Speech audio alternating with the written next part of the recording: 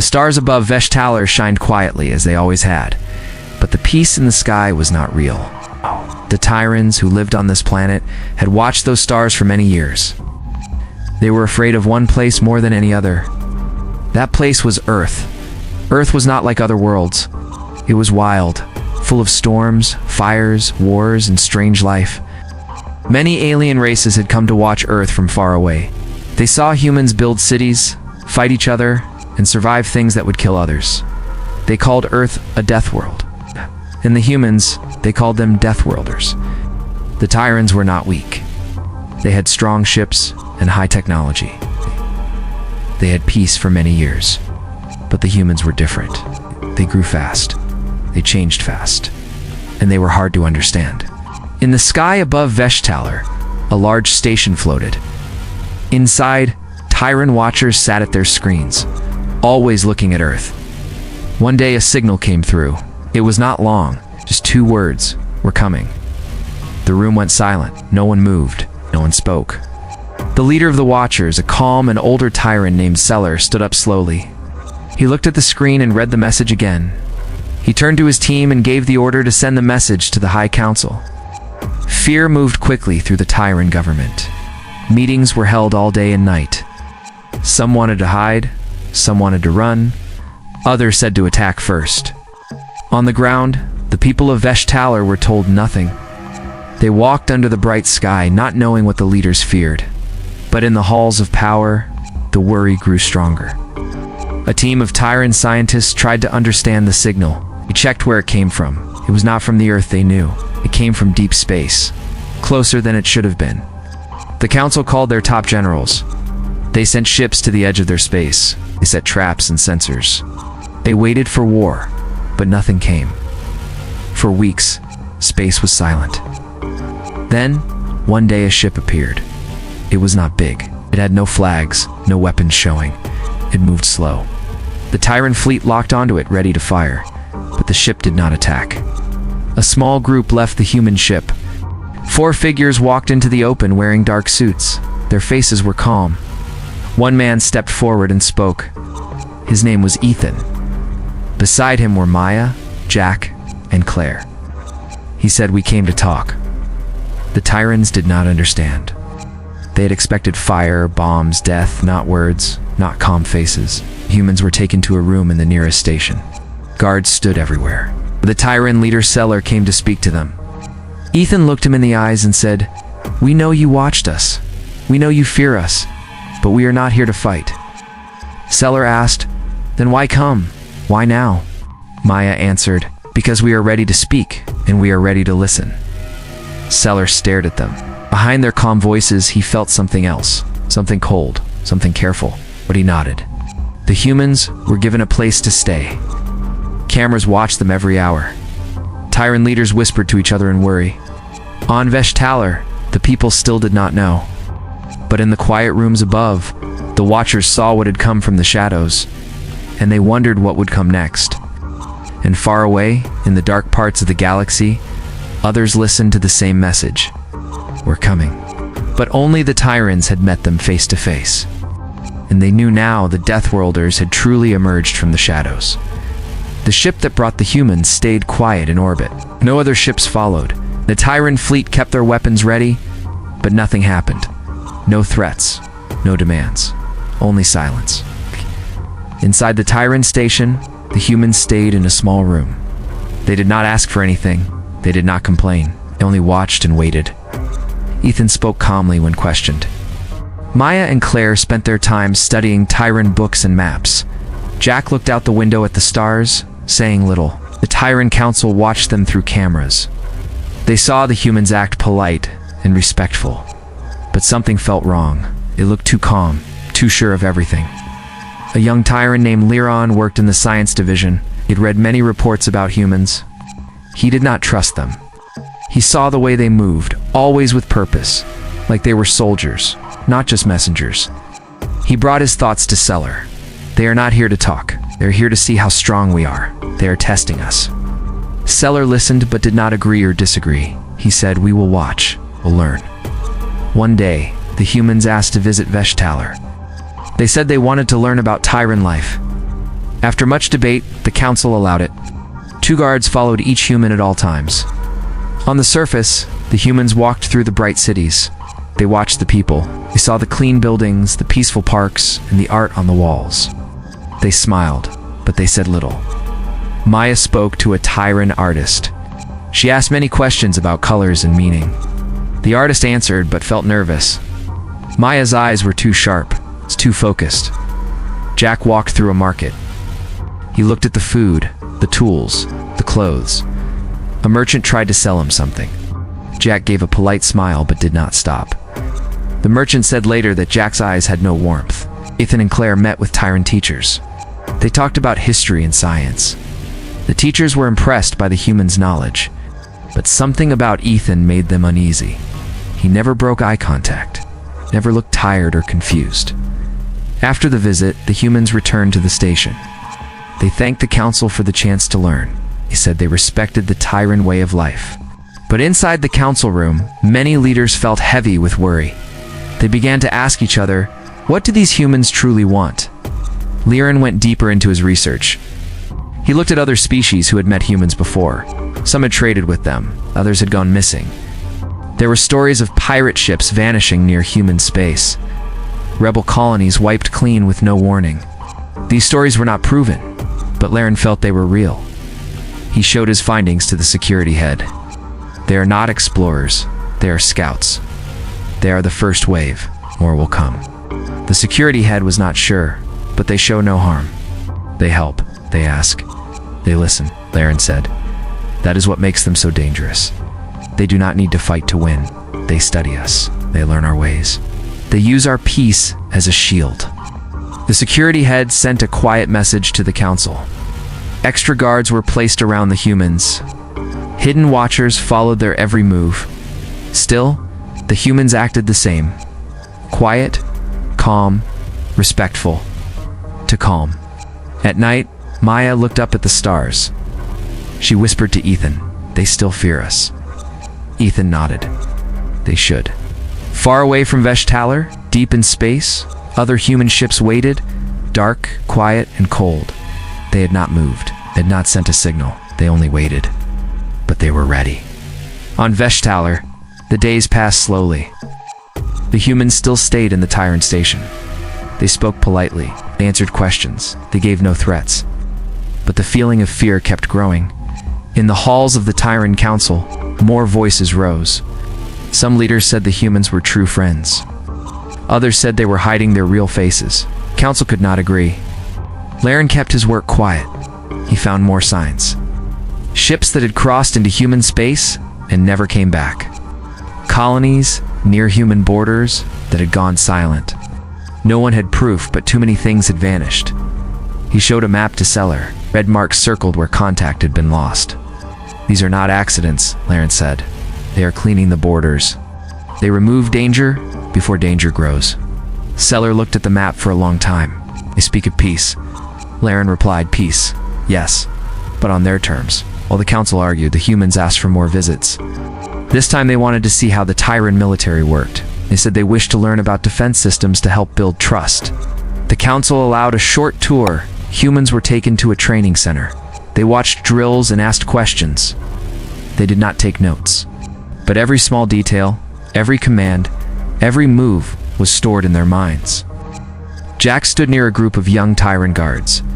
He watched their footwork and timing. One guard made a small mistake. Jack noticed it and smiled to himself. Maya asked about fleet movements. Claire studied the layout of the base. Ethan spoke to officers and asked how they responded to emergencies. A Tyran general named Turan watched them carefully. He was old and had seen many things. After the humans left, he spoke to Seller. They see everything, Turan said. They do not just look, they understand. What do you suggest? Seller asked. We prepare, Turan said. Not to fight, to survive. That night, Turan called a meeting with other generals. He said, we must not trust what we see. We must prepare for what we do not see. Back in the human room, Maya and Claire were talking. Claire said they try to hide their fear, but it's growing. Maya nodded. They should be afraid. They do not know what we really are. Jack entered the room. They won't make the first move. They are still unsure. Ethan sat in the corner, calm as always. Then we wait. Let them see only what we want them to see. Meanwhile, Laren met in secret with a small group of Tyrants who believed him. They called themselves the Silent Eye.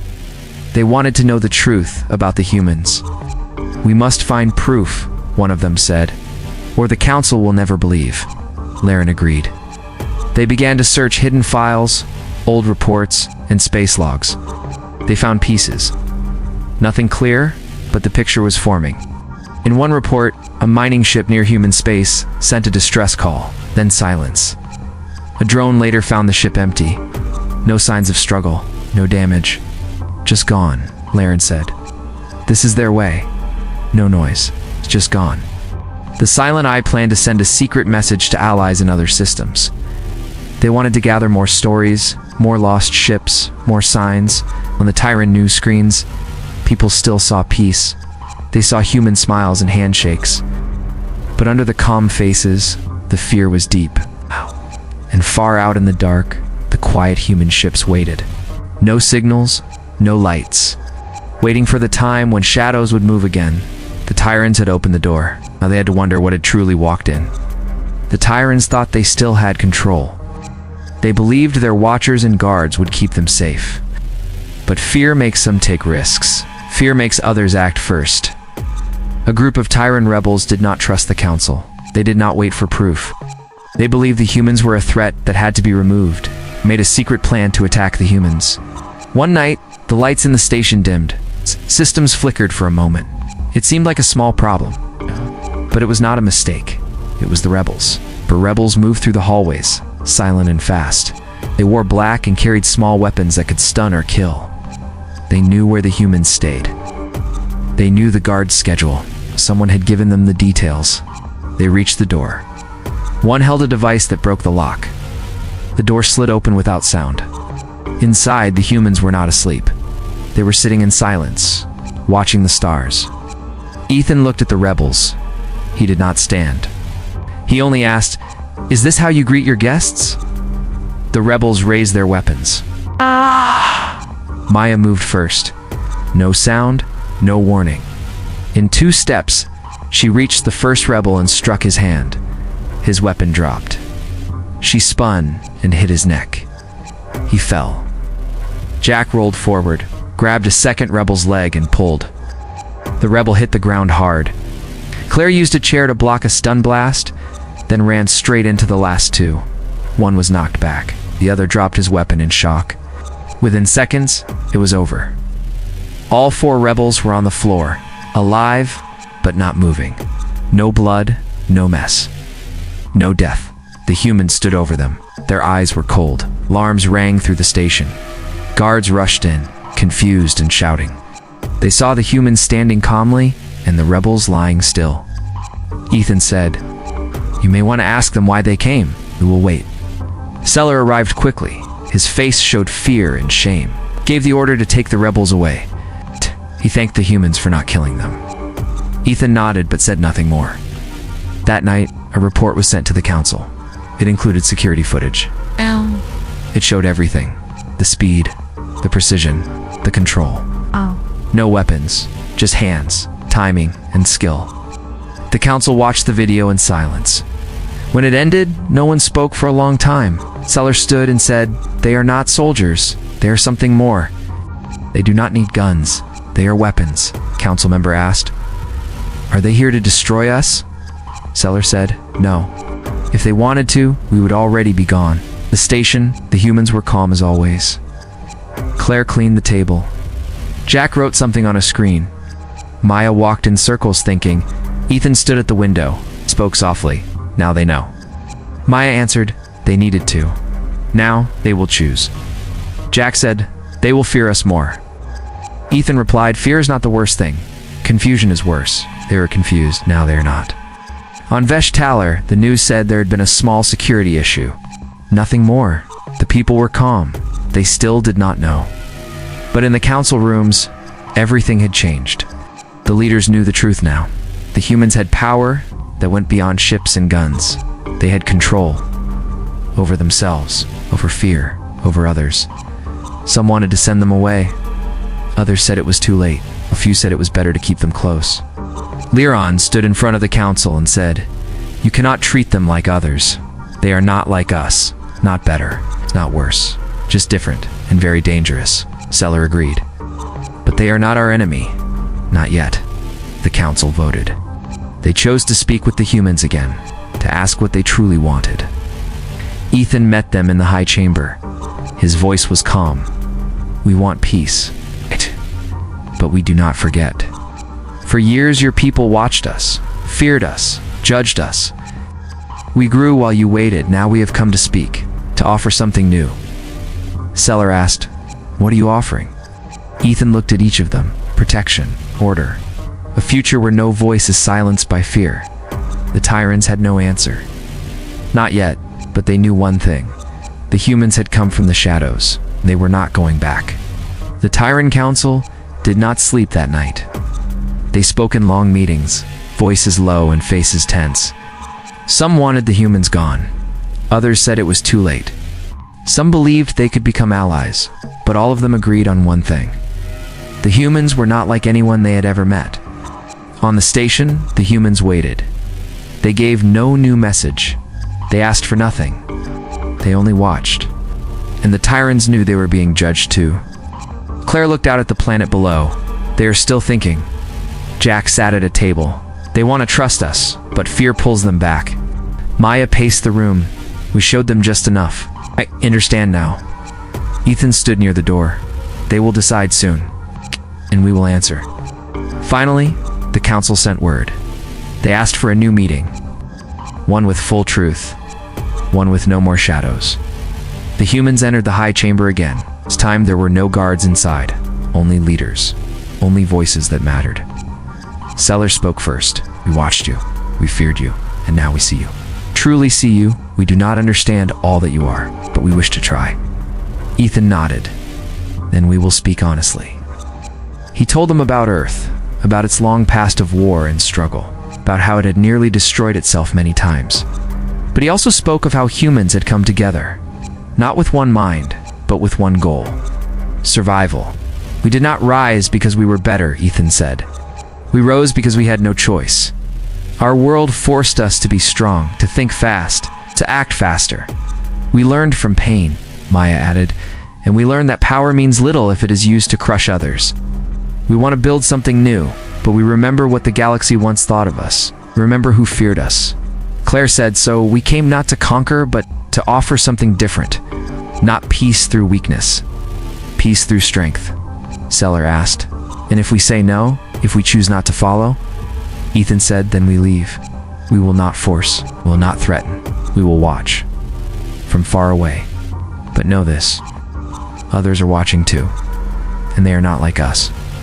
They bring fire, not words."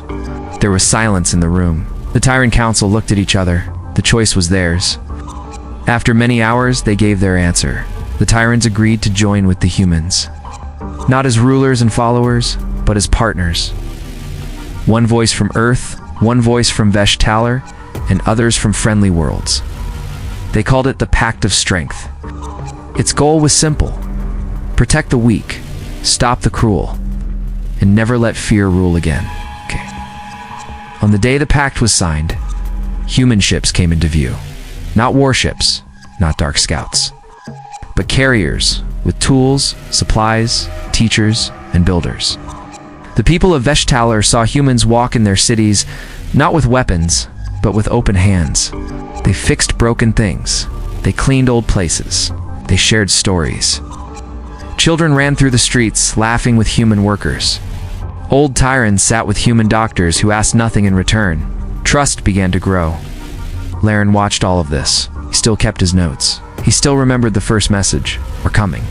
But now he understood it better. They had come, yes. They had brought power. But they had not forced anything. They had let the tyrants choose. Jack once told him, real strength does not scream. It whispers and waits. Many years later, the galaxy changed. When pirates rose, the pact stopped them. When slavers came, they vanished into space, never seen again. When worlds cried for help, ships arrived, fast and silent. People began to tell stories of the Shadow Fleet. Human-led ships that moved like ghosts. They did not speak much, they only acted, and they were always watching. On Vesh Talor, a statue stood in the center of the city. It showed for humans standing side by side. No weapons, no armor, its calm faces. Below the statue, words were written in Tyran and English. From the shadows, they brought light.